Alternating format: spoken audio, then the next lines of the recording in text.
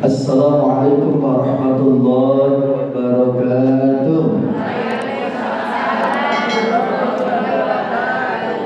Yang semangat menjawab salam saya tidak pernah bosan untuk senantiasa mendoakan mudah-mudahan semua yang diinginkan, yang dicita-citakan, yang diharapkan akan dikabulkan oleh Allah Subhanahu wa Ta'ala. Dan seperti biasa kita salamnya 3 kali karena Allah itu ganjil, suka dengan bilangan yang ganjil. Assalamualaikum warahmatullahi wabarakatuh.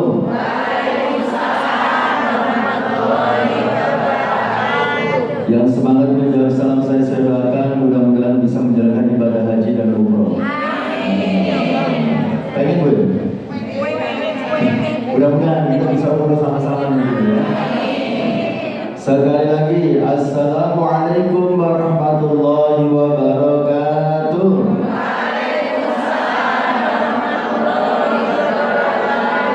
Yang semangat menjawab salam saya doakan kalau punya utang-utangnya dilunasi oleh Allah Subhanahu. Mesti paling terang ya. Baik, mudah-mudahan dirahmati Allah. Kita mulai. Innal hamdalillah nahmaduhu wa nasta'inuhu wa nastaghfiruh.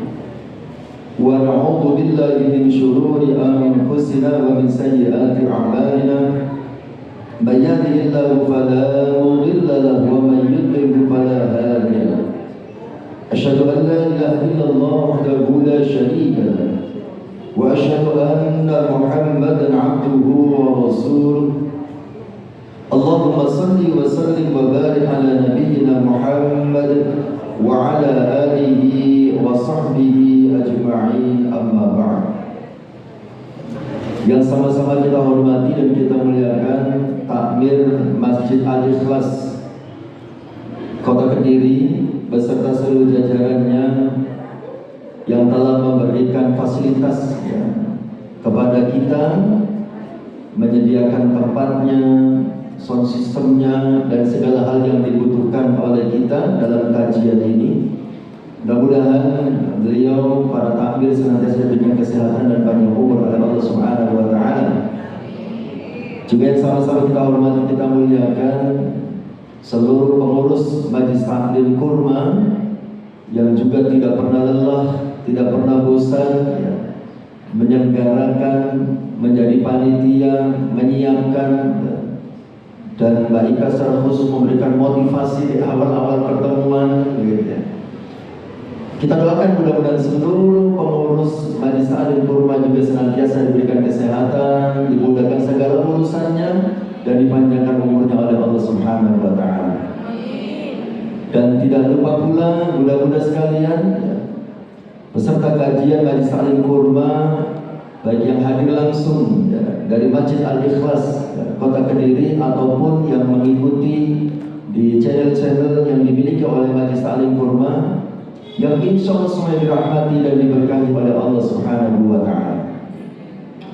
Alhamdulillah, tentu yang pertama dan utama kita senantiasa memanjatkan rasa syukur kita kepada Allah Subhanahu wa Ta'ala, karena rasa syukur inilah, jangan pernah lupa ya, rasa syukur inilah yang akan menentukan kita apakah kita akan terus ditambah nikmatnya oleh Allah Subhanahu wa Ta'ala, atau justru kita akan mendapatkan siksa yang amat pedih darinya. Dan cara bersyukur kata para ulama adalah wad'u syai'in fi mahallihi, menempatkan sesuatu pada tempatnya, itu namanya bersyukur ya. Menggunakan nikmat sesuai dengan peruntukannya. Untuk apa nikmat itu Allah ciptakan, untuk itulah nikmat itu harus kita gunakan. Itu cara bersyukur. Seperti kita diberi nikmat bisa berbicara, bisa ngomong, nikmat ya. Beberapa waktu yang lalu saya kurang lebih 1 minggu sariawan gitu ya. Itu sudah berkurang nikmat, ngomong udah capek gitu ya, makan gak enak gitu ya. Jadi berbicara, bisa berbicara itu nikmat. Lalu bagaimana cara kita mensyukurinya? Rasulullah memberikan tuntunannya. Barang siapa beriman kepada Allah dan beriman kepada hari akhir, maka katakanlah yang baik atau lebih baik dia. Kan begitu. Itu cara mensyukuri nikmat dalam bentuk bisa bicara. Gunakan nikmat ini sesuai dengan peruntukannya. Gitu ya. Kemudian kita diciptakan sebagai manusia, ini juga nikmat. Bagaimana cara kita mensyukurinya? Kita gunakan diri kita sesuai dengan tujuan diciptakannya. Tujuan diciptakan manusia untuk apa? Beribadah. Wa ma khalaqtul jinna wal insa illa liya'budun. Kata Allah, tidaklah aku jadikan jin dan manusia kecuali untuk beribadah. Jadi cara kita bersyukur karena telah diciptakan sebagai manusia, ya kita gunakan diri kita untuk beribadah. Dan diantaranya pada pagi hari ini, ya, kita datang ke majelis ilmu, majelis taklim. Ini merupakan salah satu sarana kita beribadah yang merupakan ekspresi rasa syukur kita kepada Allah Subhanahu wa taala. Mudah-mudahan kita semua diberikan keistiqomahan oleh Allah Subhanahu wa taala. Amin ya rabbal alamin. Selanjutnya salawat serta salam tidak akan pernah lupa kita sanjungkan kepada uswah dan qudwah kita, panutan dan anutan kita, baginda Rasul Muhammad sallallahu alaihi wasallam beserta keluarganya, para sahabatnya, para penerus dakwahnya, dan kita semua sebagai umatnya. Kata Rasulullah, ya, di antara orang yang paling pelit adalah orang yang ketika disebut namaku dia tidak bersolawat kepadaku. Nah, jadi kalau disebut nama baginda Rasul Muhammad SAW, kita harus bersolawat. Dan kata Kanjeng Nabi, barang siapa yang bersolawat kepadaku 1 kali, maka Allah akan bersolawat kepadanya 10 kali. Allah bersolawat artinya Allah menurunkan rahmatnya. Ya. Jadi dengan bersolawat 1 kali, kita akan mendapatkan rahmat Allah 10 kali. Padahal rahmat Allah 1 saja, itu insya Allah sudah bisa menutupi segala kebutuhan kita. Itu diantara keutamaan bersolawat. Makanya banyak di antara kita umat Islam itu menjalankan perintah Allah Subhanahu wa taala ketika dia ingin mendapatkan keberuntungan dalam hidupnya dengan memperbanyak berzikir. Di antara berzikir itu adalah membaca istighfar dan sholawat. Banyak orang itu yang terpenuhi hajatnya karena istiqomah beristighfar dan bersholawat. Terserah mau berapa kali, tapi dia terus beristighfar dan bersholawat. Itu banyak yang hajatnya terwujudkan, diberikan oleh Allah Subhanahu wa taala. Baik, makanya dalam setiap muqaddimah para ulama, apakah muqaddimah dalam memberikan tausiah ataupun muqaddimah dalam berdoa, itu tidak pernah meninggalkan bersolawat kepada Rasulullah SAW. Bahkan kata sahabat Umar, saya pernah menyampaikan, ketika kita berdoa, kemudian dalam doa itu tidak ada sholawat di dalamnya, doa yang tidak ada sholawat di dalamnya, maka doa itu tidak bisa naik.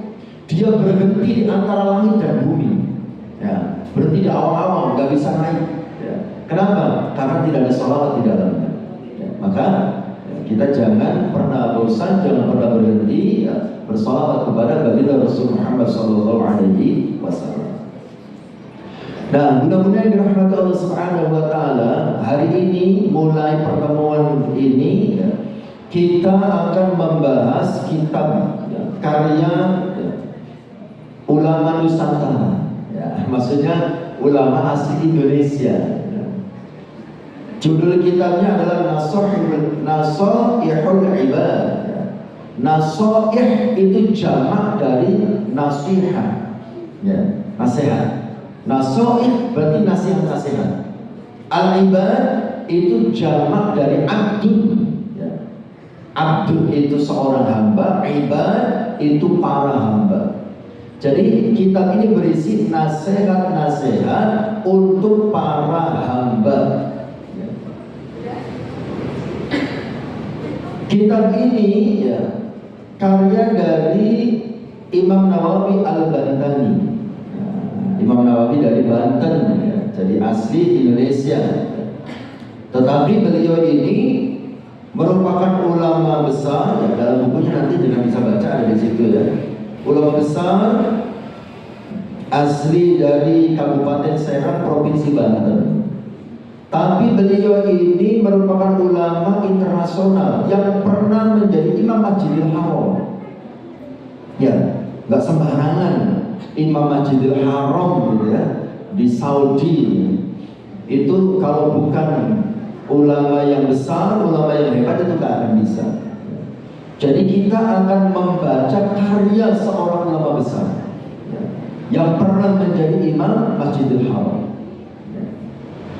Dan kitab ini, yang Nasahil Ibad ini, merupakan syarah. Syarah itu artinya penjelasan dari kitab lain yang berjudul Al-Munabbihat Al-Isti'dad li Yaumil Ma'ad, karya Imam Ibnu Hajar Al-Asqalani, seorang ahli hadis abad ke-15 Masehi. Jadi awalnya Imam Ibnu Hajar Al-Asqalani mengarang satu kitab namanya Al-Munabbihat Al-Isti'dad li Yaumil Ma'ad. Arti dari judul kitab itu adalah peringatan dan nasihat untuk melakukan persiapan menghadapi hari kiamat. Nah, kitab aslinya berjudul Al-Munabbihat Al-Isti'dadi li Yaumil Ma'ad. Al-Munabbihat itu artinya peringatan dan nasihat alal isti'dad, untuk melakukan persiapan. Isti'dad artinya persiapan. Liyaumil ma'ad, menghadapi hari kiamat. Ini kitab asalnya. Al-Munabbihat alal isti'dad liyaumil ma'ad, karya Imam Ibnu Hajar Al-Asqalani. Nah, kemudian kitab ini disyarahi. Disyarah itu artinya dijelaskan supaya lebih jelas. Yang menjelaskan namanya Imam Nawawi Al-Bantani dari Banten, dengan judul Nasaihul Ibad. Nah, lalu kitab ini isinya apa? Supaya kita ada gambaran kita akan mempelajari apa. Kitab ini berisi tentang tuntunan dan nasihat-nasihat pilihan. Kitab ini berisi tentang tuntunan dan nasihat-nasihat pilihan. Nah, nasihat-nasihat ini sumbernya dari mana? Diambilkan dari mana? Pertama, dari hadis Nabi. Yang kedua, dari athar sahabat. Athar itu artinya perkataan, perkataan atau pernyataan sahabat Nabi. Bukan hadis Nabi, tapi perkataan sahabat Nabi. Kemudian kitab ini atau nasihat-nasihat ini juga sumbernya dari pernyataan para tabi'in, orang yang tidak ketemu Nabi tapi ketemu sahabat Nabi, itu tabi'in. Kemudian juga sumber nasihat ini dari pernyataan ulama salafus shalih dan ahli hikmah. Jadi nasihat-nasihat yang akan kita baca, kita pelajari, itu sumbernya dari sana. Ada hadis Nabi, ada pernyataan para sahabat, pernyataan tabi'in, dan pernyataan para ulama. Baik. Kemudian nasihat-nasihat yang ada di dalam kitab ini dikelompokkan menjadi 10 bab. Nanti ada 10 bab kitab ini isinya. Kemudian nasihat yang ada dalam 10 bab itu totalnya ada 214 nasihat. 10 bab, tapi total isinya ada 214 nasihat. Dari 214 nasihat itu, ya, 45 nasihat bersumber dari hadis Nabi, dan sisanya, ya, sisa dari 214 tadi diambil 45, itu sisanya pernyataan para sahabat, tabi'in, dan para ulama salafus shalih.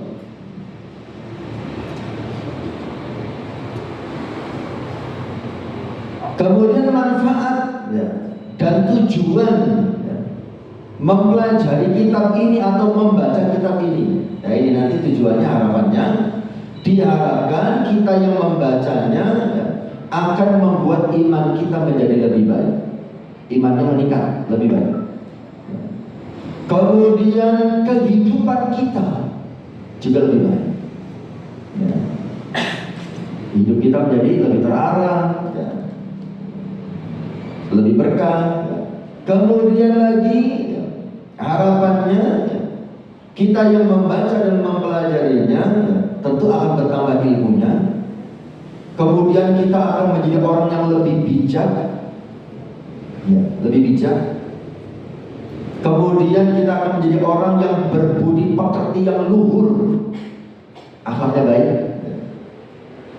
Sehingga, nah, akhirnya ini, ujungnya, sehingga kita dapat memaknai hidup, dan mempersiapkan diri menghadap Allah dengan membawa berbagai amal kebaikan. Endingnya di situ. Kita bisa memaknai hidup kita di dunia ini dan bisa mempersiapkan diri menghadap Allah dengan membawa berbagai amal kebaikan. Jadi kitab ini tidak membahas tentang hukum, ya. Kalau yang bahas hukum itu fikih, ya. Ini tidak bahas hukum, ya. Jadi banyak yang berisi tentang fadhailul a'mal, keutamaan beramal, ya. Jadi lebih banyak tentang motivasi-motivasi, ya, untuk beramal supaya kita bisa menjadi lebih baik.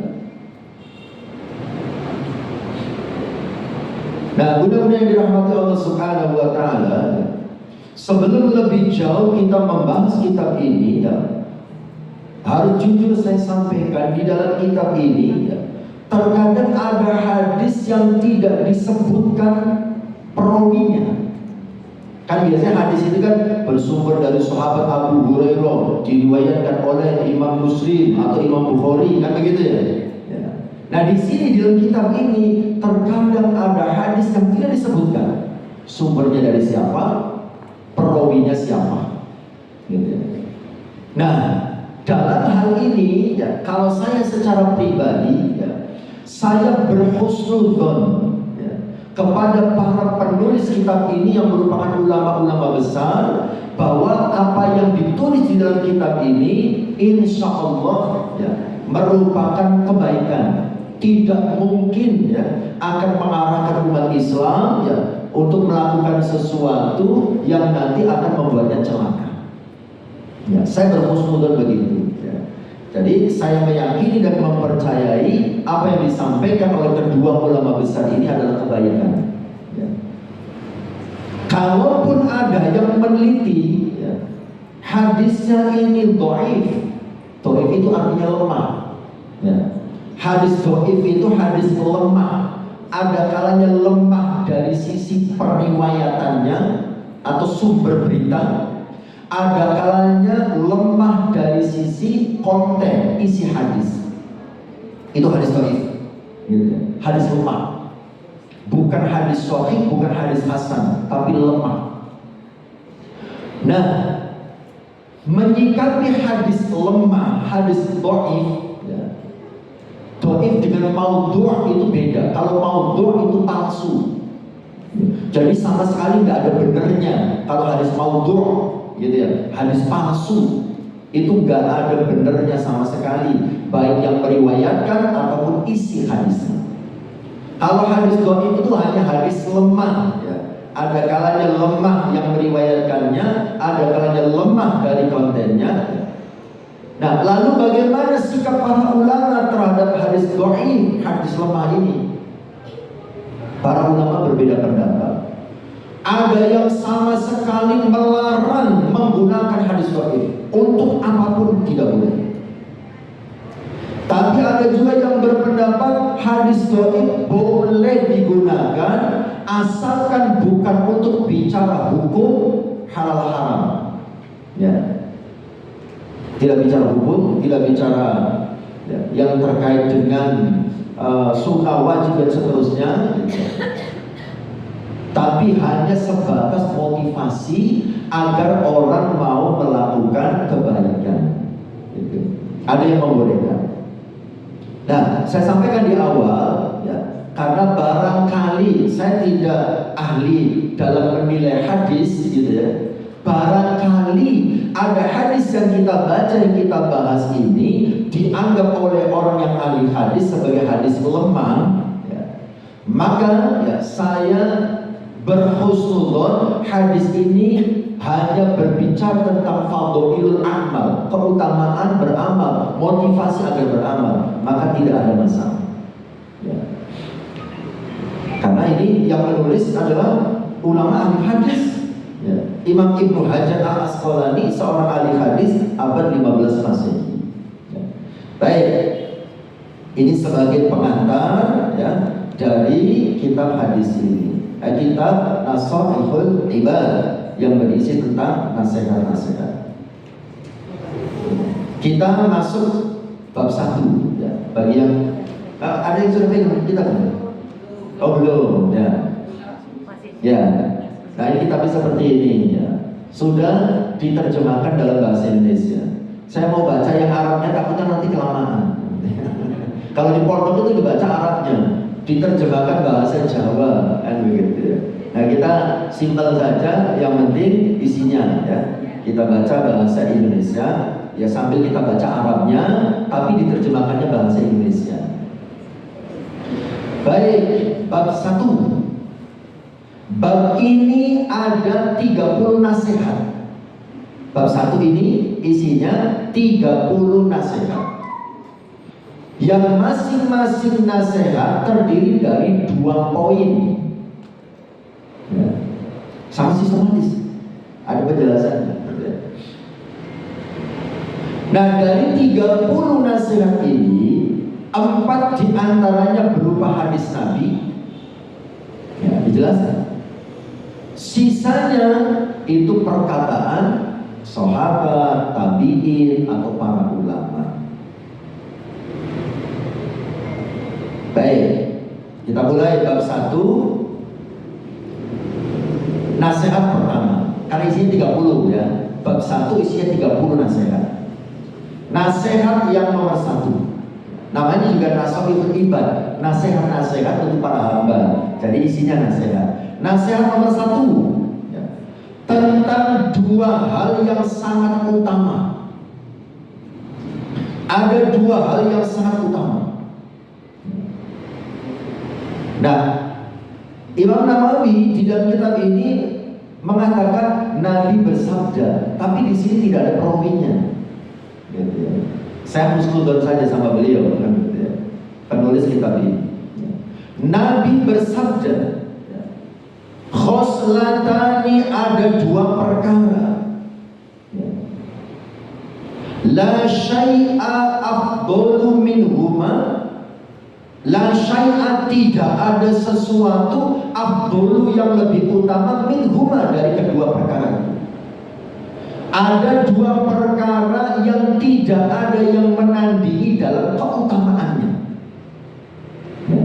Ada 2 perkara yang tidak ada yang menandingi keutamaannya, ya.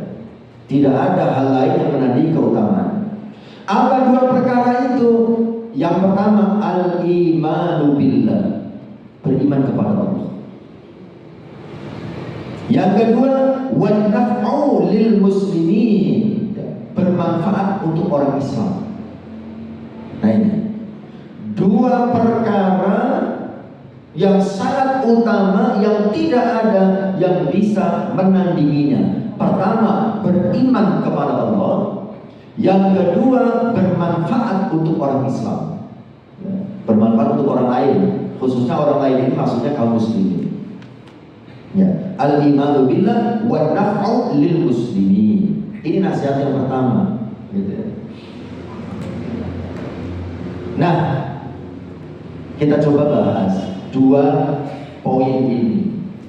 Kenapa beriman kepada Allah menjadi sesuatu yang sangat utama, yang tidak ada yang bisa menandinginya? Pertama, beriman kepada Allah itu bisa menyebabkan orangnya masuk surga. Syarat masuk surga yang paling utama adalah beriman kepada Allah. Kenapa? Sebanyak apapun kebaikan seseorang, kalau dia melakukan kebaikan bukan dilandasi karena iman kepada Allah, maka sia-sia itu semua kebaikan itu. Tidak bisa menyelamatkannya dari siksa api neraka. Saya ulangi, kenapa iman kepada Allah menjadi sesuatu yang paling utama? Karena beriman kepada Allah bisa menyebabkan orang yang beriman masuk surga. Sebanyak apapun kebaikan, kalau tidak dilandasi dengan iman, tak bisa membuatnya masuk surga. Masih ingat kisah pamannya Nabi yang bernama Abu Thalib? Kurang apa coba kebaikan beliau? Ya. Beliau mendukung dakwah Kanjeng Nabi, membela Kanjeng Nabi, melindungi Kanjeng Nabi, ya. Luar biasa. Tetapi sayangnya sampai meninggal beliau tidak mau menyatakan beriman kepada Allah Subhanahu wa taala. Maka semua kebaikan beliau tidak bisa menyelamatkan beliau dari siksa api neraka. Beliau masuk neraka. Itu Kanjeng Nabi sendiri yang mengatakan, pamannya itu masuk neraka. Sekalipun dalam hadis yang panjang pernah dijelaskan, ya, tapi saya lupa gitu ya. Tapi intinya dalam hadis itu dijelaskan pamannya Nabi yang bernama Abu Thalib itu masuk neraka cuma telapak kakinya saja. Tetapi kata Kanjeng Nabi, ya, sekalipun hanya telapak kakinya saja yang nempel di neraka, ubun-ubunnya mendidih. Coba. Padahal cuma telapak kakinya nempel, ubun-ubunnya mendidih. Apalagi kalau orang yang dimasukkan ke dalam neraka, dibilas, dibuas-buas, diinjak-injak, ya. Seperti apa rupa dan bentuknya, seperti apa rasanya. Kembali lagi, iman kepada Allah menyelamatkan seseorang dari siksa api neraka. Kalaupun orang beriman itu masuk neraka, di nerakanya itu tidak kekal langgeng di dalamnya, ya, dengan iman itu. Rasul bersabda, "Man qala la ilaha illallah dakhala al-jannah." Siapa yang mengucapkan la ilaha illallah, dia masuk surga. Makanya Nabi ketika Abu Thalib pamannya itu sakaratul maut, Nabi datang menemuinya, kemudian membujuk pamannya. Paman, ucapkanlah la ilaha illallah, agar aku bisa menjadi saksi di hadapan Allah bahwa engkau telah beriman kepada Allah. Ya, karena dengan la ilaha illallah, ya, itu menyebabkan nanti seseorang akan masuk surga. Bahkan kata Kanjeng Nabi, "Man qala la ilaha illallah dakhala al-jannah wa in zana wa in sarqa." Orang yang mengucapkan la ilaha illallah akan masuk surga sekalipun dia pernah berzina, sekalipun dia pernah mencuri. Tapi mohon maaf, jangan sampai kita salah kesimpulan. Kalau begitu boleh dong. Ya nggak boleh juga.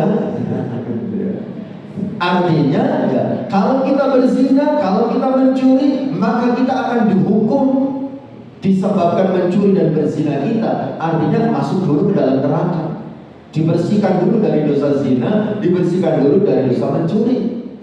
Tapi karena masih ada la ilaha illallah, di nerakanya tidak langgeng, tidak kekal di dalamnya, tetap akan diangkat, dimasukkan surga Allah Subhanahu wa taala.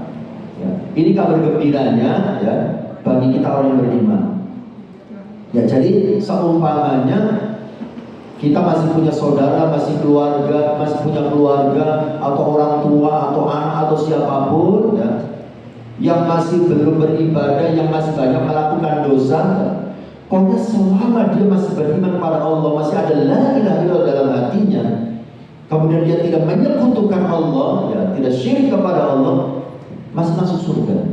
Tapi ya itu dibersihkan dulu, kan begitu ya, diterangkan. Ya. Tapi kabar baiknya tetap masuk surga. Ya. Tapi itu jangan sampai membuat kita nyaman dan tenang berbuat dosa. Wes tenang aja, pasti masuk surga kok. Gitu ya. Jangan salah, sisa neraka itu sangat pedih. Gitu ya. Sekalipun nanti yang dimasukkan surga, gitu ya, itu disiksa dulu di neraka kalau kita banyak salah dan dosa.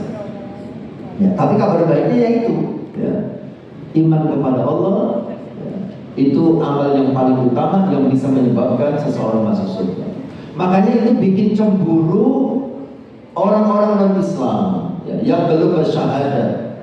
Kan pernah ya, mungkin jadi kan pernah melihat di YouTube Dr. Zakir Naik, ya, pernah ditanya sama orang non-Islam, ya, Tuan Zakir Naik, saya mau bertanya, dalam keyakinan ajaran agama Anda, ya, ada satu keyakinan, ya, bahwa, ya, orang yang beriman kepada Allah sekalipun banyak dosanya dia masuk surga. Sementara orang yang belum menyatakan beriman kepada Allah sekalipun banyak kebaikannya, sekalipun tidak menyakiti orang, gitu ya, kerjaannya berbuat baik, tapi kok tetap gak bisa masuk surga. Ditanya begitu, kenapa itu? Nah, kemudian Dr. Zakir Naik menjawab, ya, ibaratnya seperti, wah ini nyerempet-nyerempet beritanya agak mirip dengan yang lagi rame, gitu. Ibaratnya jenengan kuliah di kampus terkenal, gitu ya. Tapi saya bukan ke sana maksudnya, ya. Ibaratnya Anda kuliah di kampus terkenal, kampus Bonafit, tapi Anda tidak daftar. Ya. Kira-kira, ya, kemudian Anda tidak daftar, tapi setiap hari masuk kuliah. Kalau ada tugas dikerjakan, skripsi juga dikerjakan. Kira-kira saat yang lain yang daftar itu di wisuda, jenengan di wisuda atau tidak? Tidak. Jenengan dapat ijazah atau tidak? Tidak. Tapi saya bukan ke sana loh, ya, bukan, ya. Nah, itu Dr. Zakir Naik masalahnya menjawabnya begitu. Nah, begitu pula halnya ketika jenengan melakukan kebaikan sebanyak apapun kebaikannya, tapi jenengan tidak daftar dulu, ya. Daftarnya apa? Membaca 2 kalimat syahadat. Nah, karena jenengan melakukan banyak kebaikan tidak daftar dulu, menggunakan 2 kalimat syahadat, maka jenengan tidak punya tiket untuk masuk surga. Nggak bisa masuk surga, ya. Jadi 2 kalimat syahadat itu, ya, kan ada yang biasa dijadikan puji-pujian di desa, di masyarakat. Miftahul jannah la ilaha illallah. Miftahul jannah, kuncinya surga. La ilaha illallah adalah kalimat la ilaha illallah. Nah, dia tidak pegang kuncinya, ya. Makanya nggak bisa masuk surga, ya. Jadi kembali lagi nih, beriman kepada Allah, ya, itu merupakan amalan yang paling utama yang tidak ada yang bisa menandingi, karena dia menyebabkan yang pertama orang yang beriman akan masuk surga. Kemudian yang kedua, ya, hikmah dari beriman kepada Allah itu apa? Ya. Beriman kepada Allah itu, ya, akan menenangkan hati. Menenangkan hati. Beriman kepada Allah itu akan menenangkan hati. Sebelum kita bahas lebih jauh tentang menenangkan hati ini, kita belok dulu sedikit tentang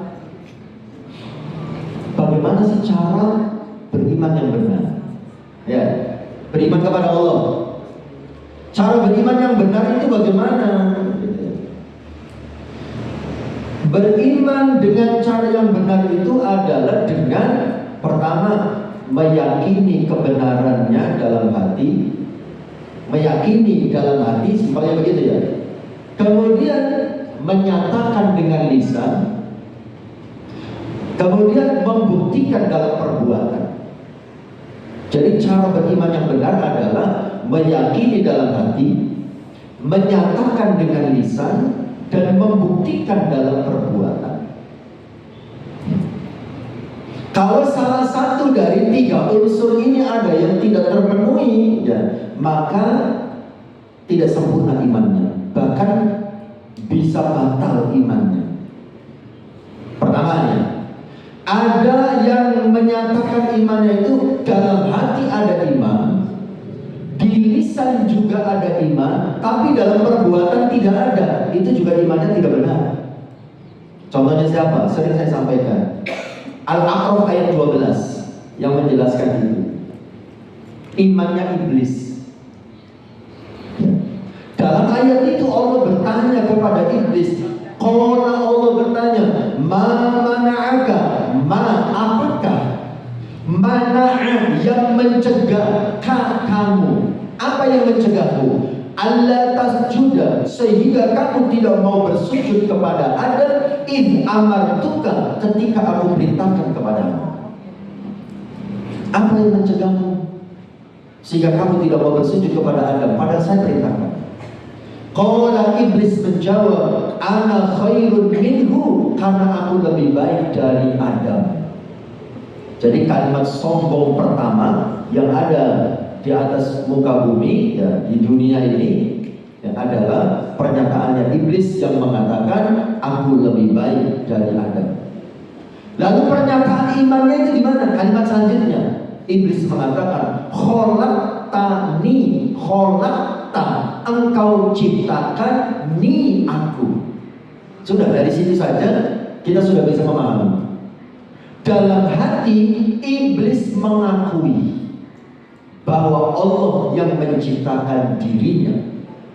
Dalam lisan iblis juga menyatakan bahwa dirinya diciptakan oleh Allah.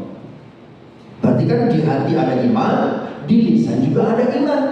Tapi sayangnya dalam perbuatan iblis tidak bisa membuktikan kalau dia beriman kepada Allah. Ketika Allah menyuruh dia bersujud kepada Adam, iblis tidak mau melakukannya. Berarti tidak lengkap imannya, tidak sempurna, maka batil imannya, batal. Ya.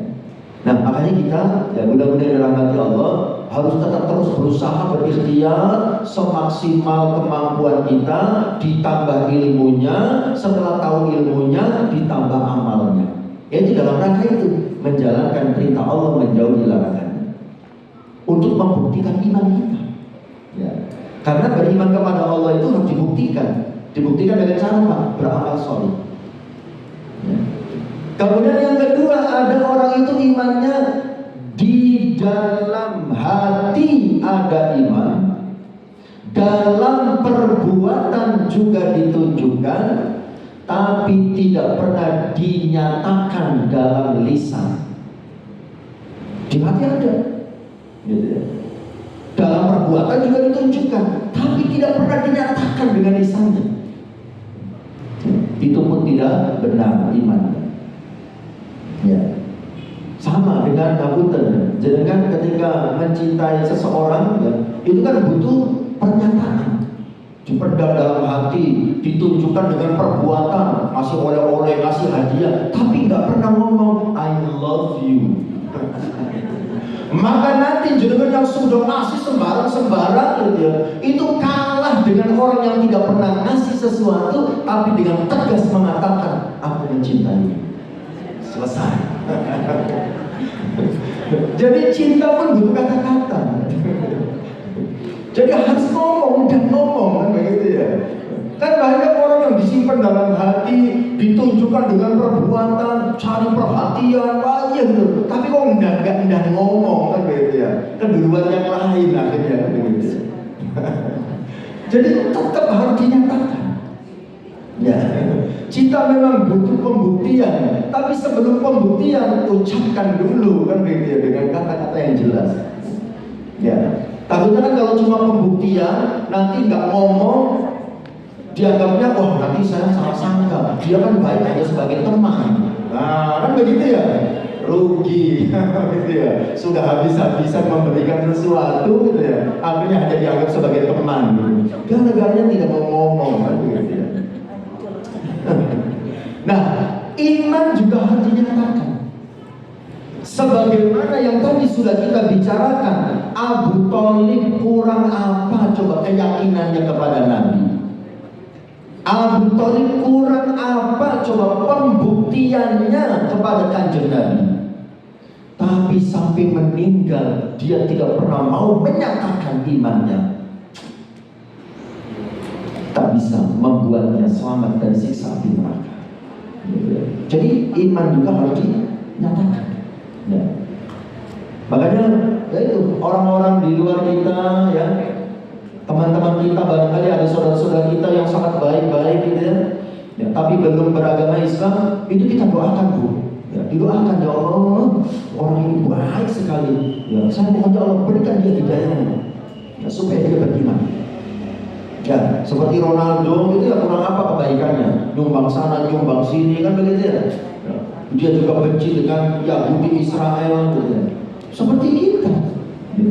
Tapi sampai hari ini belum menyatakan la ilaha illallah. Didoakan, gitu ya. Mudah-mudahan ya, dia mau menyatakan itu sebelum ajal datang menyebut.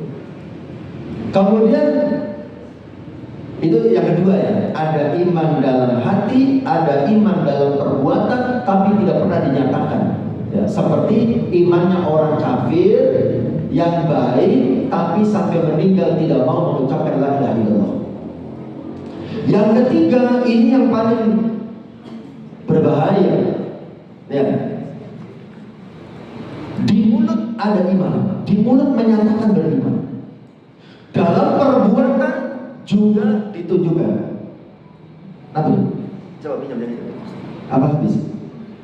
Dalam perbuatan juga ditunjukkan. Ya. Tapi ternyata dalam hatinya tidak ada iman itu. Seperti imannya siapa yang boleh begini? Orang munafik. Orang munafik. Ya. Seperti munafik di zaman Kanjeng Nabi. Ya, Abdullah bin Ubay bin Salul, ya, menyatakan diri masuk Islam, membaca 2 kalimat syahadat. Ya, menunjukkan juga dia sholat sebagaimana umumnya yang lain, tapi ternyata dalam hatinya tidak ada iman. Sebagaimana yang disinggung oleh Allah di dalam surat Al-Hujurat ayat 14. Kalau ada orang berbuat baik, gitu ya, seperti halnya orang Islam, ya, mengucapkan kata-kata yang baik sebagaimana orang Islam, ya, tapi dalam hati belum ada iman, ya, maka belum dikatakan orang beriman. Itu disebutkan Al-Hujurat ayat 14. Qalatil a'rabu amanna. Orang-orang Badui, ya. Ada juga yang memberikan tafsiran ini yang dimaksud orang munafik, mengatakan amanah, kami beriman. Tetapi kemudian Rasulullah diberitakan oleh Allah, qul, katakan wahai Muhammad kepada orang-orang itu, lam tu'minu, kalian itu belum beriman, walakin qulu aslamna, tapi katakanlah oleh kalian bahwa kalian telah berserah diri. Islam, berserah diri. Kenapa belum dikatakan beriman? Walamma yadkhulul imanu fi qulubikum, karena iman belum ada di dalam dada kalian. Kayak itu. Imannya belum ada di dalam dadanya. Sedikit kita singgung, kita ingatkan tentang munafik. Munafik itu orangnya, perbuatannya namanya nifaq. Ya, nifaq, kemunafikan. Definisi dari nifaq, kemunafikan, ya, menampakkan kebaikan, menyembunyikan keburukan. Itu munafik. Ya, oh ternyata guyu api, oh sopan dalam hati, awas bang. Itu munafik. Kalau terkait dengan agama, menampakkan keislaman, menyembunyikan kekafiran, itu munafik. Nah, perlu kita perhatikan, mudah-mudahan dirahmati Allah, nifaq itu ada 2 macam. Sudah saya sampaikan. Nifaq itu ada 2 macam. Ada nifaq i'tiqadi, kemunafikan yang bersifat akidah. Ada nifak amali, kemunafikan dalam perbuatan. Ini konsekuensinya berbeda. Nifak i'tiqadi, munafik dalam akidah, gitu ya, munafik dalam akidah, itu menyebabkan pelakunya, orang yang munafik dalam akidah, pelakunya dihukumi kafir, kemudian masuk neraka, di neraka kekal langgeng di dalamnya. Ya. Dalam Al-Quran disebutkan, jadi kan bisa cek lagi, saya lupa surat apa ayat berapa, tapi saya ingat kalimatnya. Innal munafiqina fit darkil asfali minan nar. Innal munafiqina, sesungguhnya orang-orang munafik, fit darkil asfali, di dalam lapisan paling bawah, minan nar, dari neraka. Orang munafik itu di neraka, di dasar. Tapi ini yang dimaksud adalah nifaq i'tiqadi. Ya, kemunafikan dalam akidah. Nanti kita contohkan. Kemudian nifaq amali, munafik dalam amal, menyebabkan pelakunya berdosa atau disebut fasik, tapi masih beragama Islam, tidak dihukumi kafir. Nanti dia masuk neraka, tapi tidak kekal langgeng di dalamnya. Contoh kasusnya, untuk memudahkan, membedakan kedua kemunafikan ini, kasus sholat. Orang yang nifaq i'tiqadi, munafik secara akidah, kalau ada orang dia sholat, kalau tidak ada orang dia tidak sholat, itu munafik keyakinan.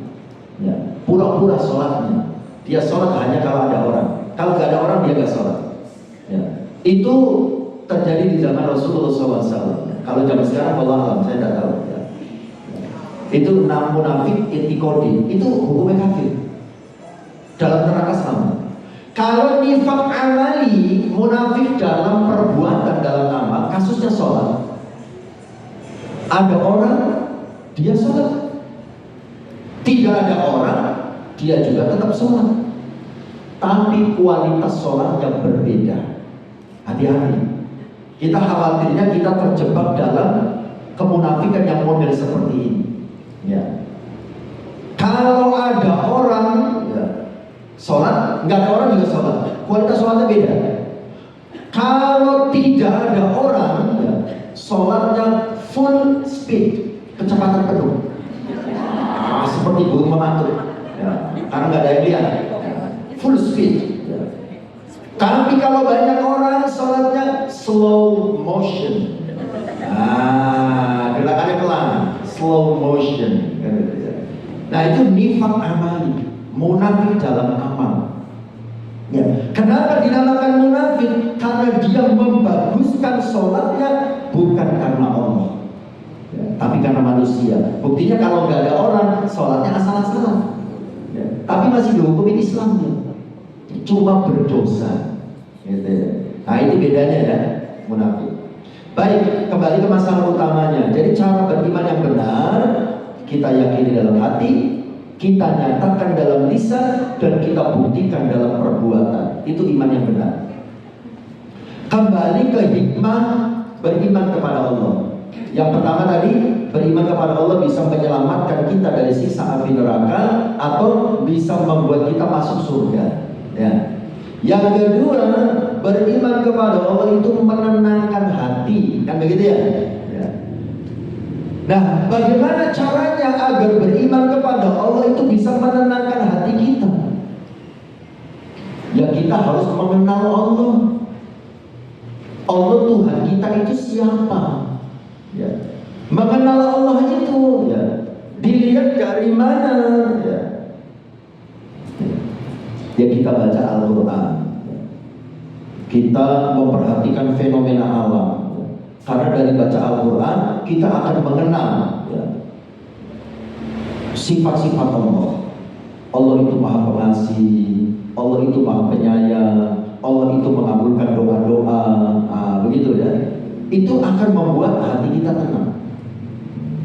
Nah, tetapi sering saya sampaikan, yang mudah-mudahan dalam hati Allah, kita dalam mengenal Allah lebih sering hanya membicarakannya daripada kita berbicara dengannya.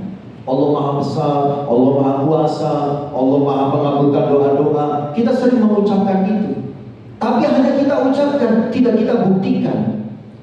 Cara membuktikannya bagaimana? Ya bicaralah dengannya, berbicara dengan Allah Subhanahu wa Ta'ala. Ya. Saya pernah mungkin menyampaikan cerita. Saya lihat di medsos, ya mungkin jenengan juga yang suka berselancar di dunia maya pernah melihat ada video, ya. Ada tukang cukur, yang pernah saya ceritakan ya, tukang cukur dengan orang yang dicukur. Tukang cukurnya itu ateis, tidak percaya Tuhan. Yang dicukurnya orang yang bertuhan. Si tukang cukur mengatakan, Pak, saya itu nggak percaya kalau Tuhan itu ada. Kalaupun Tuhan itu ada, saya tidak percaya kalau Tuhan itu Maha Kuasa. Ya. Kata yang dicukur bertanya, loh memang kenapa Anda kok meragukan eksistensi Tuhan, meragukan kekuasaan Tuhan? Kata tukang cukurnya mengatakan begini, kalau Tuhan itu ada, Tuhan itu Maha Kuasa, kenapa di luar sana banyak orang yang hidupnya susah? Bahkan sudah susah, sakit-sakitan lagi, kan begitu ya? Kenapa? Kalau Tuhan itu ada dan Maha Kuasa, kenapa tidak dibuat saja semuanya sehat, semuanya kaya, semuanya bahagia? Tapi kenyataannya banyak orang yang hidupnya susah. Berarti Tuhan itu tidak ada. Kalaupun ada, Dia tidak Maha Kuasa. Awalnya yang dicukur bingung jawabnya, ya, nggak tahu bagaimana cara menjawabnya. Akhirnya sampai selesai tidak tahu jawabannya, dia keluar. Nah, pada saat dia keluar dari tempat cukur rambutnya itu, Allah ngasih inspirasi. Dia melihat ada seorang anak muda, rambutnya gondrong, sedang ngamen. Ini jawabannya. Mas, ikut saya. Nanti saya kasih uang. Ikutlah dia menemui tukang cukur. Tukang cukur, saya sudah tahu jawabannya. Apa? Jawabannya ini. Dalam bentuk pernyataan. Apa? Saya tidak percaya kalau tukang cukur itu ada. Gitu. Gak percaya saya tukang cukur itu ada. Tukang cukurnya spontan ketawa. Jenengan ini aneh-aneh saja. Kok jenengan barusan cukur sama saya? Sekarang pun jenengan ada di depan saya. Kok berani mengatakan tukang cukur tidak ada? Apa kata orang yang dicukur tadi? Kalau tukang cukur itu memang ada, kenapa masih ada anak muda rambutnya gondrong? Ini baru satu, di luar sana masih banyak yang rambutnya gondrong, gitu. Atau ada yang rambutnya pendek tapi jelek potongannya, gitu ya. Berarti tukang cukur itu nggak ada. Apa kata tukang cukurnya? Ini jawabannya yang akhirnya menjadi jawaban dia sendiri. Kata tukang cukurnya, salah mereka sendiri. Kenapa mereka tidak mau datang menemui tukang cukur? Kalau mereka mau datang menemui tukang cukur, minta tolong kepada tukang cukur, maka pasti mereka punya rambut yang rapi sesuai dengan yang diinginkannya. Nah, kata orang yang dicukur tadi, itulah jawaban dari pernyataan Anda yang meragukan eksistensi Tuhan. Tuhan itu ada, Tuhan itu Maha Kuasa. Kalau ada orang yang hidupnya melangsak, salah mereka sendiri. Kenapa tidak mau datang kepada Tuhannya untuk minta tolong kepadanya? Do you get it? Do you understand me? Ya, bisa dipahami maksudnya. Percaya kepada Allah, beriman kepada Allah akan menenangkan hati. Itu kalau kita membuktikan kepercayaan kita dengan cara apa? Ya mendekat kepadanya. Allah Maha Besar, Allah Maha Kuasa. Kalau ada apa-apa, ya kita minta tolong kepadanya. Ya. Jangan hanya berhayal, tapi tanpa ada amal. Ya. Karena kata para ulama, ketika kita berhusnudzon kepada Allah, berprasangka baik kepada Allah, maka husnudzon yang benar adalah husnudzon yang melahirkan amal. Saya ulangi. Husnudzon yang benar adalah husnudzon yang melahirkan amal. Contoh, ya, Allah akan membuat saya kaya, Allah akan membuat saya hidupnya berkecukupan, tapi turun ya. Karena para ulama dia tertipu dengan prasangkanya. Ya. Seharusnya kalau dia berprasangka Allah membuat dia kaya, Allah membuat hidupnya makmur, maka prasangkanya dibuktikan dengan amal. Ya, amal orang yang kaya, amal orang yang hidupnya makmur seperti apa? Rajin bekerjanya, rajin beribadahnya, dan tidak pernah putus berdoa kepada Allah Subhanahu wa Ta'ala. Ya, jadi husnudzon yang benar, husnudzon yang melahirkan amal. Nah, mudah-mudahan yang dirahmati Allah, kembali lagi ya, beriman kepada Allah itu akan menenangkan hati ya. Jadi yang pertama bisa memasukkan kita ke surga, yang kedua bisa menenangkan hati, dan masih banyak lagi ya hikmah-hikmah yang bisa kita dapatkan dengan beriman kepada Allah Subhanahu wa Ta'ala.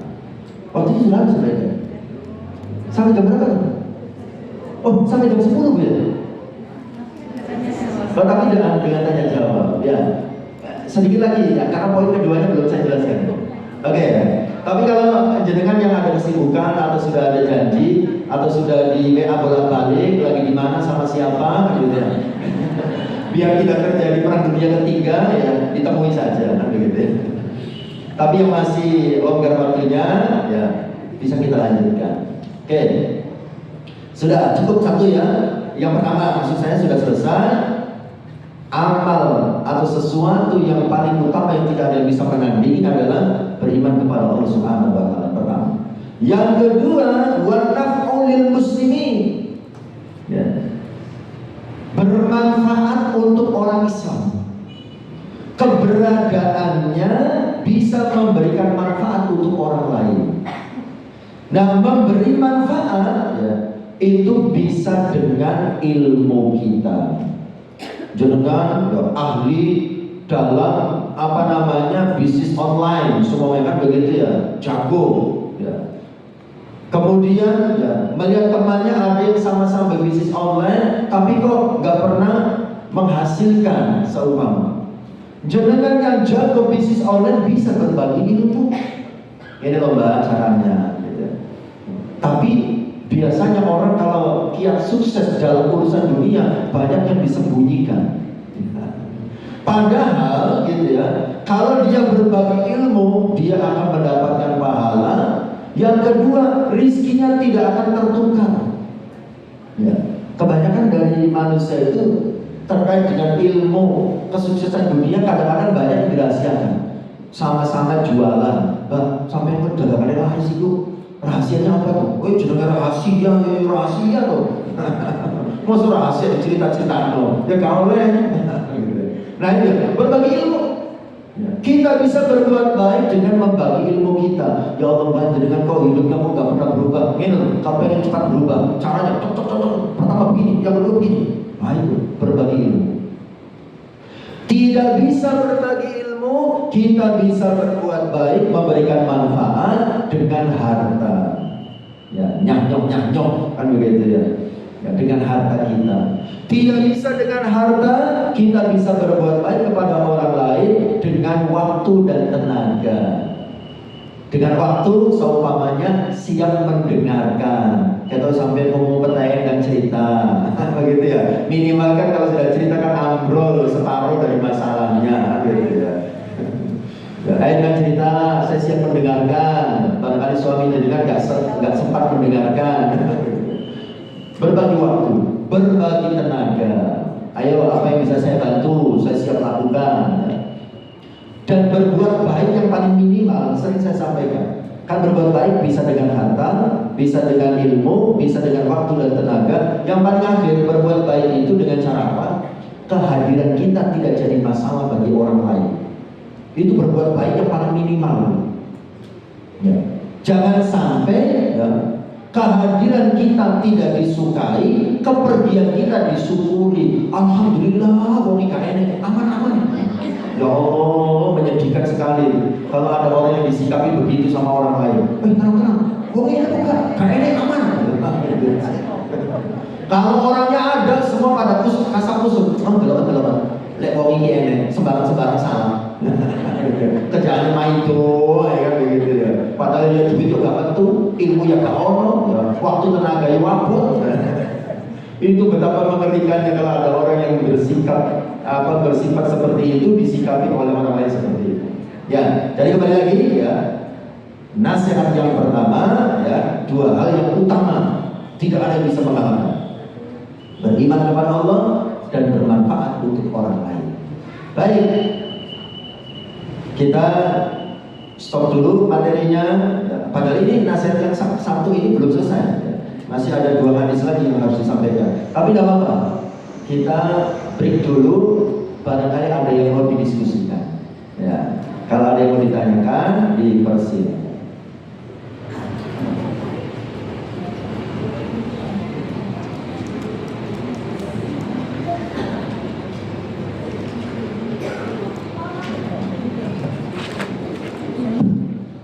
Assalamualaikum warahmatullahi wabarakatuh. Waalaikumsalam. Yang saya tanyakan Ustaz, tadi Ustaz di mukadimah awal itu kan menyampaikan hadis dhaif. Hadis dhaif adalah hadis yang lemah. Yang kedua kalinya hadis maudhu. Hadis maudhu itu hadis yang tidak benar. Seperti apakah contohnya? Nah, saya tanyakan itu. Yang pertanyaan kedua kalinya, yang saya tanyakan ini ada orang non muslim, ada orang non muslim itu menyedekahkan hartanya pada musim kurban. Dia itu menyedekahkan hartanya pada musim kurban untuk kurban hewan. Pertanyaan saya, bagaimanakah sebagai non muslim itu menyedekahkan kurban hewan, hukumnya dan bagaimana di hadapannya Allah. Sekian, terima kasih. Assalamualaikum warahmatullahi wabarakatuh. Waalaikumsalam. Baik. Hadis dhaif itu hadis yang lemah. Ya. Lemah bisa dari sisi yang meriwayatkan, karena ada yang meriwayatkan itu nama orangnya itu orang yang tidak sikoh, orang yang tidak terpercaya, dan ada yang lemah dari sisi matan. Ya. Contoh, kita menggunakan kalimat yang saya diucapkan ana dhofatu minal iman. Ya, kebersihan itu sebagai dari iman.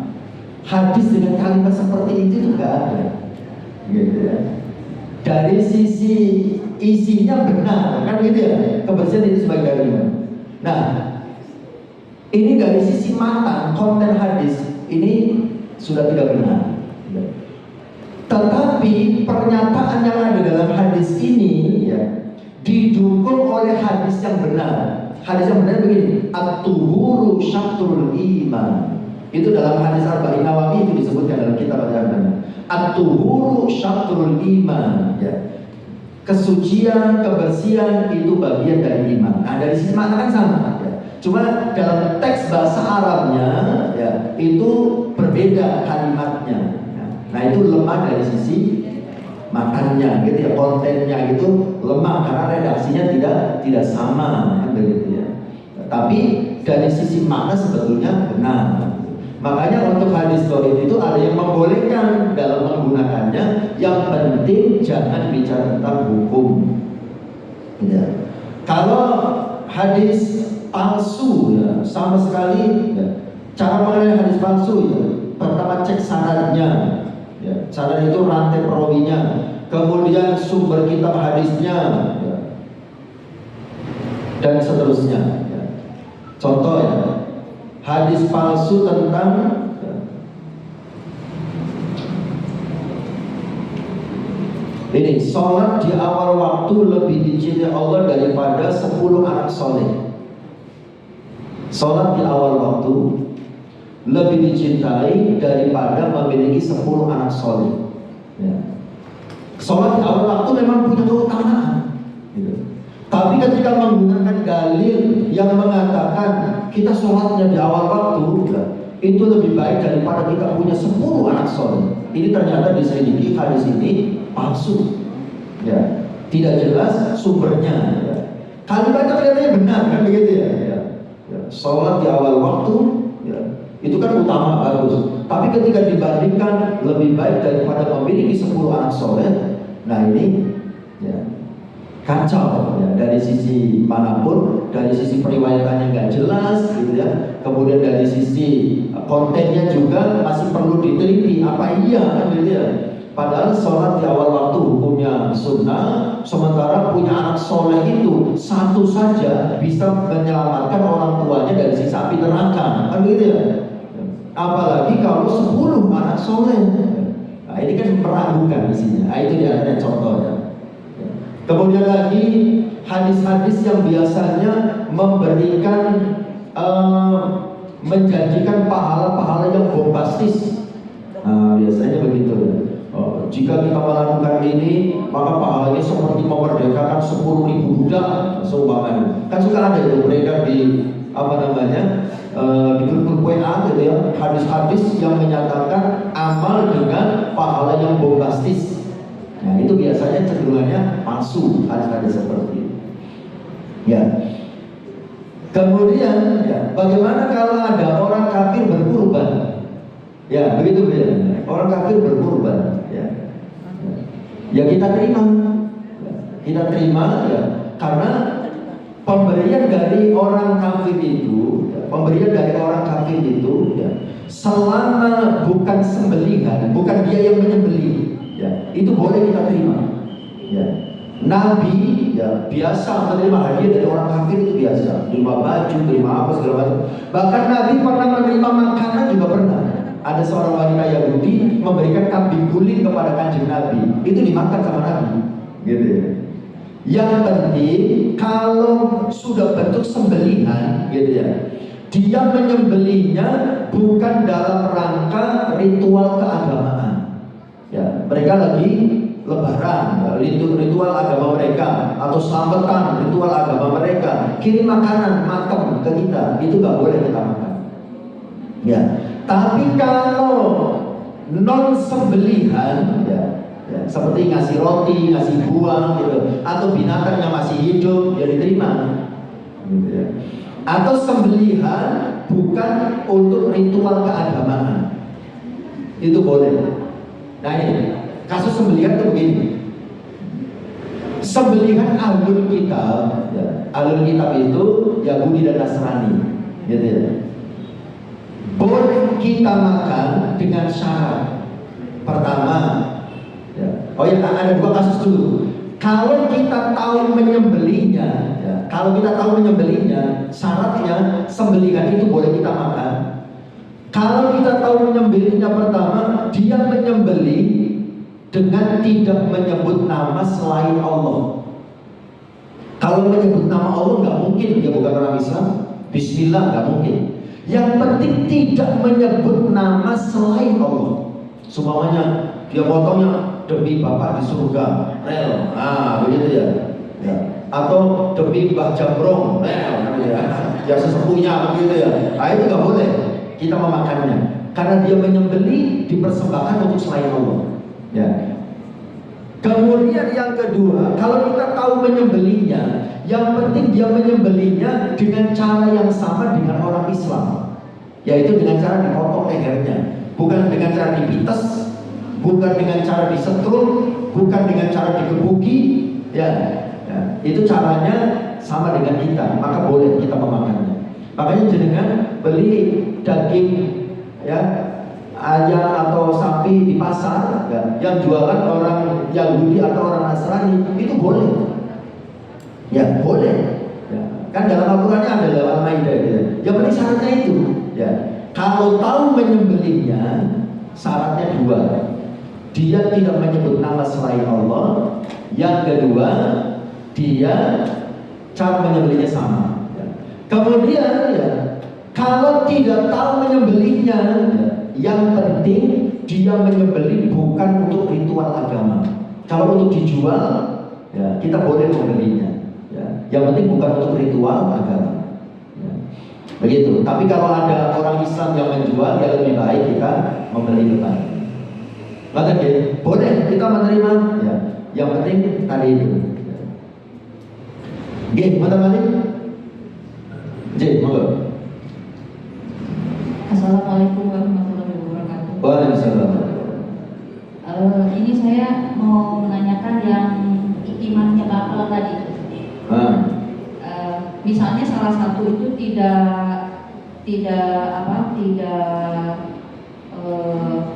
misalnya tidak mengucapkan dengan lisan gitu ya. Apakah kalau misalnya kita mendoakan, itu kalau misalnya imannya yang bakal itu sampai atau tidak? Itu karena begini Ustaz, saya mengenal keluarga yang non muslim, tapi istri dan anak-anaknya itu muslim. Jadi gaduh-gaduh gitu. Di keluarga itu ada beberapa agama. Nah, ayahnya itu kan sekarang sudah wafat. Nah, anaknya ini mendoakan. Terus saya tanya, Bapak sudah Islam kok? Katanya Bapak itu hatinya sudah Islam. Karena anaknya itu hatinya sudah Islam. Kalau dia dan ibunya haji itu didengarkan, tapi tidak bisa mengucapkan karena apa yang namanya sesepuh salah satu tokoh agama. Jadi beliau itu tidak bisa mengucapkan syahadat. Nah, seperti yang tadi dikatakan itu kan batal. Nah, bagaimana ini kalau misalnya anaknya ini mendoakan ayahnya tersebut? Ya, sekian. Wassalamualaikum warahmatullahi wabarakatuh. Waalaikumsalam. Jangankan kita orang biasa, Nabi saja ditegur oleh Allah ketika mendoakan pamannya, ya Abu Thalib, ya, untuk mendapatkan ampunan dari Allah. Itu disebutkan dalam Al-Quran. Nih, saya bacakan ayatnya. Dalam surat apa lagi? Maka lin nabiyyi walladzina amanu an yastaghfiru lil musyrikin walau kanu uli qurba min ba'di ma tabayyana lahum annahum ashabul jahim. Ya. Surat apa itu? Ya. Surat Al-Qur'an. At-Taubah 113. Ya. Maka lin nabi artinya apa? Tidak patut bagi seorang nabi walladzina amanu dan juga tidak patut bagi orang-orang yang beriman ayastaghfiru mereka memohonkan ampunan lil musyrikin bagi orang-orang musyrik. Orang musyrik itu berarti orang yang belum beriman pada Allah. Walau kanu uli qurba sekalipun ya, mereka ini masih karib kerabatnya, masih keluarganya. Min ba'di ma tabayyana lahum annahum ashabul jahim, setelah jelas baginya sesungguhnya mereka adalah penghuni neraka jahim. Jadi sekalipun keluarga nggak boleh, ya itu belum jelas. Dia beriman dalam hati nggak boleh. Iman itu harus dinyatakan. Ya. Jadi kalau sampai meninggal, ya belum mengucapkan itu nggak boleh. Gitu ya. Sebagaimana ya, jadi apa yang ada dalam hati itu tidak bisa dijadikan sumber hukum, ya, tidak bisa dihukumi. Contoh kasus begini yang kebalikannya. Ada salah seorang sahabat ya, dalam perang ya, itu orang kafir sudah kepegang mau dibunuh, kemudian dia mengucapkan 2 kalimat syahadat, sama sahabat itu tetap dibunuh. Ya, dilaporkan kepada Nabi kejadian itu. Orang itu, kenapa kamu bunuh orang itu kalau dia sudah membaca 2 kalimat syahadat? Kata orang itu, karena dia pura-pura baca 2 kalimat syahadatnya. Yang penting dia selamat. Kata Nabi, nggak bisa, karena kita tidak tahu bagaimana isi hati orang. Nah, begitu ya. Jadi apa yang diucapkan, ya sudah. Jadi dalam hukum Islam itu, ya, yang terucap itulah yang dijadikan sebagai sandaran, ya, sebagai hukum. Makanya orang munafik itu kan susah kita menghukuminya karena di mulut dia mengucapkan 2 kalimat syahadat. Ya. Kemudian dalam perbuatan dia juga sholat. Kita nggak pernah tahu bagaimana hatinya. Ya, jadi tidak boleh kita mendoakan ya orang non Islam yang sudah meninggal agar diberikan ampunan oleh Allah. Nggak boleh. Sekalipun orang tua kita sendiri. Ya. Saya pernah sampai hari ini saya beristighfar sudah pernah berhenti gitu ya. Dulu saya pernah tinggal di daerah Gura, saya masih penduduk baru di sana. Ya. Waktu itu masih ngontrak, belum bertempat tinggal tetap. Diundang tetangga syukuran. Biasa kan di Basra ada kirim doa kan gitu ya. Jadi saya hadir gitu ya. Saya hadir. Ya. Kemudian ya, saya lihat tuan rumahnya kok begini? Saya tanya, ini tuan rumahnya ini? Iya. Agamanya apa? Non-Islam. Ya. Terus yang bikin video siapa? Orang tuanya. Orang tuanya agamanya apa? Ya non-Islam. Ya Allah. Ya. Jadi ini nggak boleh. Orang tua sendiri saja nggak boleh, apalagi orang lain. Ya. Nabi itu diingatkan, tidak patut bagi seorang nabi dan orang beriman mendoakan orang musyrik. Ya, sekalipun masih keluarga sendiri. Ya. Itu Nabi, kasusnya Abu Thalib itu ya. Abu Thalib wafat tanpa mengucapkan syahadat. Lalu Rasulullah bersabda, "Amma wallahi la astaghfirunna laka ma lam unha anka." Ya. Jadi demi Allah sungguh aku akan memintakan ampunan untukmu selagi aku tidak dilarang. Lalu Allah menurunkan surat At-Taubah ayat 113 tadi. Nah itu kan pamannya Nabi nggak mau mengucapkan 2 kalimat syahadat, kemudian meninggal.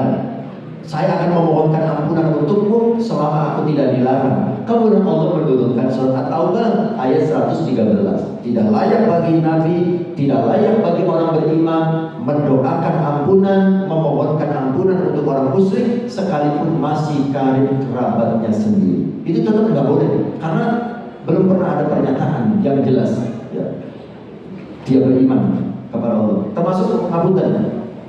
Seperti yang banyak terjadi di masyarakat, mohon maaf ya, terkait dengan bersih desa, bersih desa itu ya.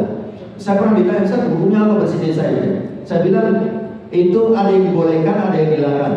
Ya. Yang dibolehkannya ketika kita bersedekah, ya, makanan, ya, kemudian kita makan sendiri. Maksud kita makan sendiri ya dimakan oleh orang, kan begitu ya. Ya. Tapi kalau bersedekah kemudian biar dimakan oleh dedemit gitu ya, nah ini nggak boleh.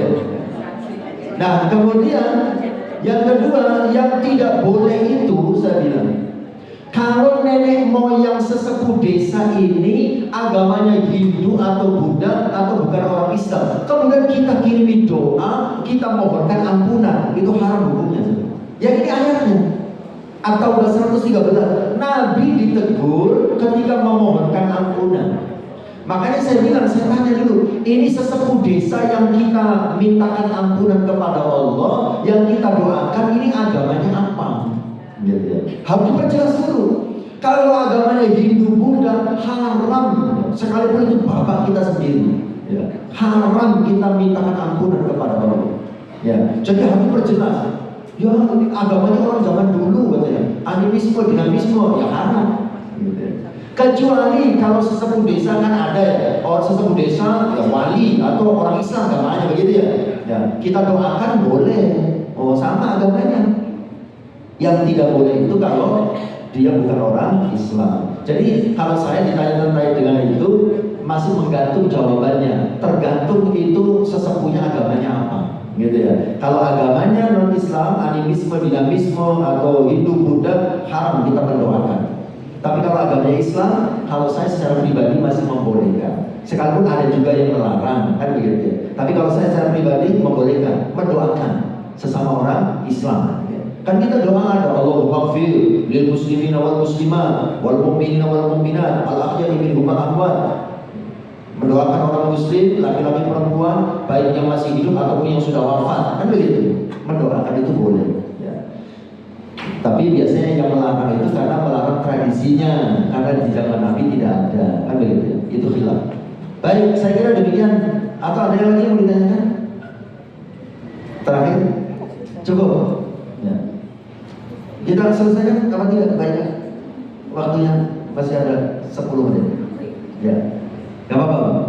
Atau kira-kira ada yang belum ya. Oke.